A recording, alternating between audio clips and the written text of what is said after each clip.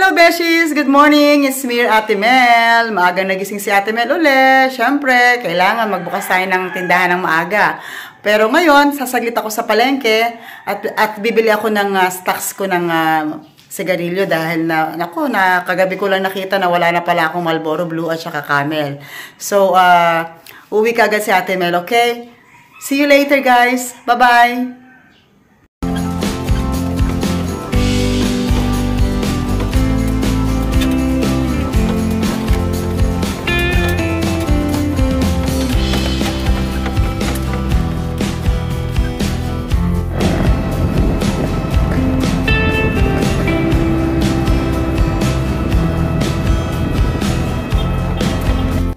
Hello mga Beshies! Nakabalik na ako ng bahay. Okay, so ngayon andito ako sa labas ng bahay namin. Dito sa may tapat. Okay, so ang ginagawa ko ngayon habang wala pang bumibili is nagpatawag ako ng mga teenagers, mga kabataan sa taga-amin, sa Lunsad na magdamo dito sa may daanan. Okay, para naman magandang tignan pag papunta sa tindahan namin. So ayan na sila. Nagdadamo na sila. Okay, ayan. Ang sisipag ng mga batang yan. So, sila yung kinuha ko para at least makatulong ako sa kanila at sa kanilang edad ay matuto sila na mag-ipon at malaman nila ang kahalagahan o value ng pera na dapat maisip nila na mahirap kitain ng pera. Okay, so dapat sa edad nila ay matuto na sila mag-save para sa kanilang future, para makatulong din sila kahit paano sa kanilang mga magulang.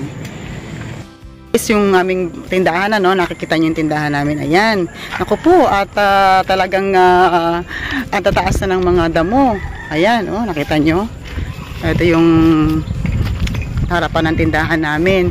Gusto ko nga pagawan to ng ng bubong kasi tuwing umaga talagang ang tirik ng araw dito. So ayan, nilinisin nila yan. Hindi naman kailangan na tapusin nila yung pagdadamo ng isang araw. Pwede naman silang bumalik bukas, isang araw. So, ayan, tutulungan natin sila.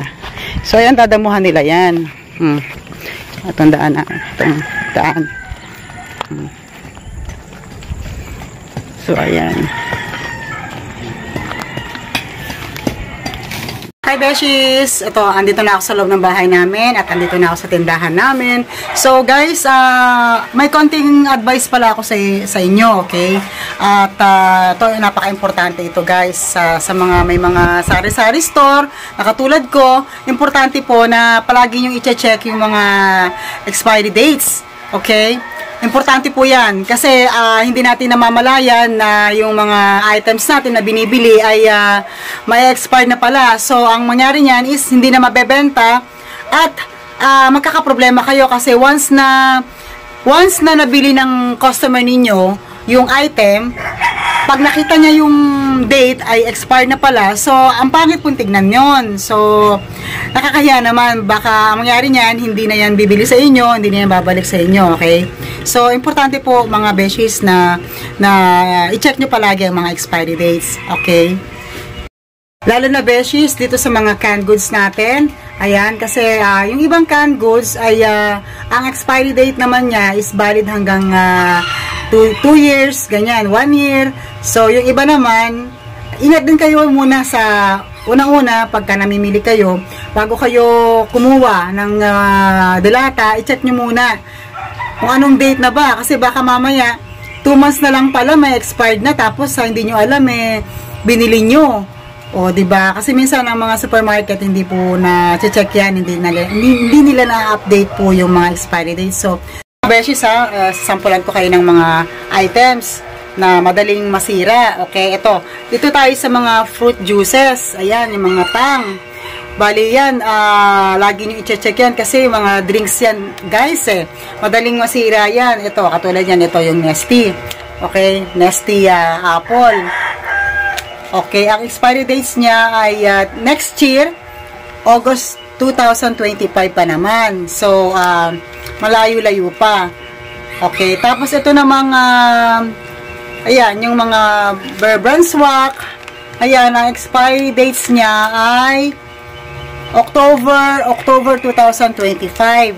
Okay, so ayan, mga gatas, mga juices, yan, importante nyo po i-check yan kasi Pag hindi nabenta at natenga lang sa tindahan ninyo, baka hindi nyo na mabenta, malulugi lang po kayo. Okay? So, katulad din po ng mga sasuka, patis, okay lang po yan, matagal ang expiry niyan. Dito naman sa mga dilata, ito ay mga century tuna, 555, matagal naman ang expiry niyan. Dito lang tayo guys, dito tayo sa libot tayo. Dito sa mga chips, ano na nga nangyari sa akin guys, na naabutan ako na expiry days So, sabi ko 3 days before the expiry, abay ako na lang ang kumain ng chips. Actually, ayoko talaga na kumain ng chips kasi sa edad ko, no, ayoko nang magkakain ng mga maalat, mga ganyang pagkain, ano. So, wala akong choice, kesa namang masaya, di kinain ko na. Okay. So, sa mga chips, kailangan palagi nyo i-check yan, guys, okay? Ganun din sa mga biscuits. I-check nyo yung mga biscuit, guys, okay? Ayan. Okay, mga chips lang kailangan talaga.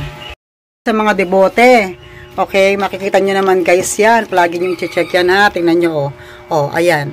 May 21, 2028 pa. Ang tagal pa ng expiry dates niya, yung validity niya. Validity ng expiration. Okay, so ito naman, matatagal pa yan. Sa ketchup naman, January 14, 2025. Naku, malapit na pala to. Kailangan makonsume na ito before January 14, 2025. Ayan, guys. Ganun din sa mga soft drinks, guys, ha. Ito, sinasabi ko sa inyo. Ito, mga ganito, mga debote, matagal ito. Ang expiry nito, guys, makikita naman ninyo sa expiry, ano, ito. Anong date nito? Ito ay November 6, 2025. Ayan, nakikita naman dyan. So, ingat kayo. Tapos, bakit ba natapon itong bagoong ko dito? Ano nangyari dito? Nag-leak siya. Ba't kaya? So, i-check ko ito mamaya.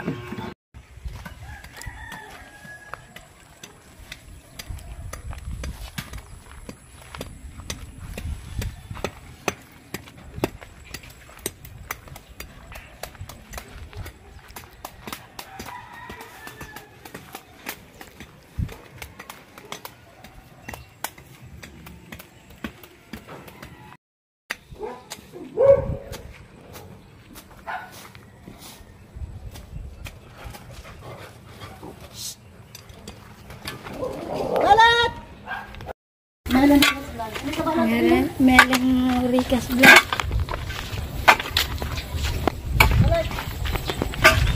So, subscribe ako dun. Alawin na kayo.